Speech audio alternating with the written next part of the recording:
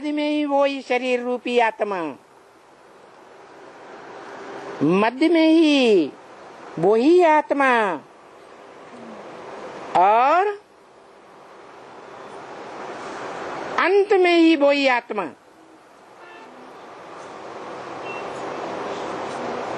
बाप के रूप में पाठ बजाने वाली, ज्ञान का बीज बोने वाली वही आत्मा।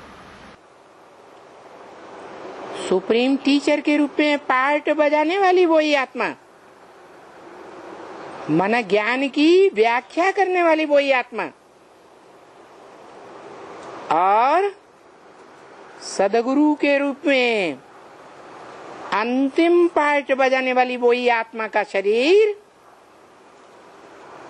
मुकर्रर शरीर है। इसलिए बोला कि तुम बच्चों का बाप, टीचर और सदगुरु एक ही है, अलग अलग नहीं है। तो कौन है? जो एक ही आत्मा बाप का पार्ट भी बजाती, प्रैक्टिकल में बजाती, टीचर के रूप में भी प्रैक्टिकल पार्ट बजाती, और सदगुरु के रूप में सदगति करने वाला सदगुरु का पार्ट भी बजाती। सदगुरु साकार होता है या निराकार होता है? सदगति करने वाला है। सदगति शरीर के साथ गाई जाती है। शरीर में रहते रहते सुख भोगे, दुख न भोगे, उसको कहते हैं सदगति।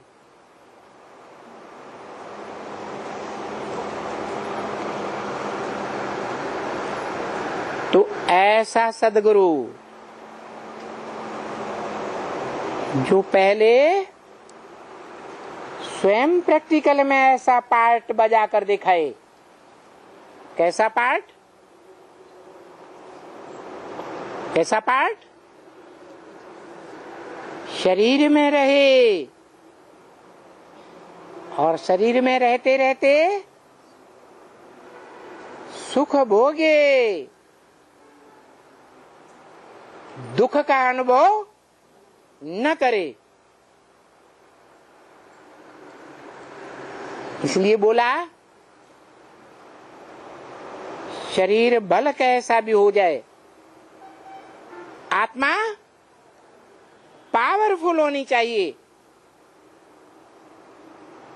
अगर पावरफुल आत्मा है तो कैसे भी लुंजुम पुंजुम रथधारी जो आत्मा कही जाती है,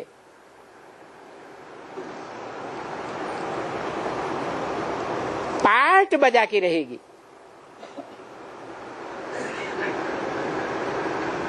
कैसा लुंजुम पुंजुम रथ?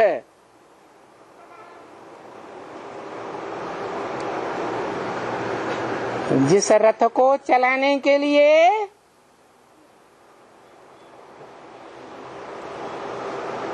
सैकड़ों आत्माएं मददगार बनती हैं, सहयोगी बनती हैं प्रैक्टिकल में। कोई यादगार है? जगन्नाथ, जगन्नाथ मंदिर का जो रथ है वो सैकड़ों व्यक्ति चलाते हैं, सहयोग दे करके चलाते हैं।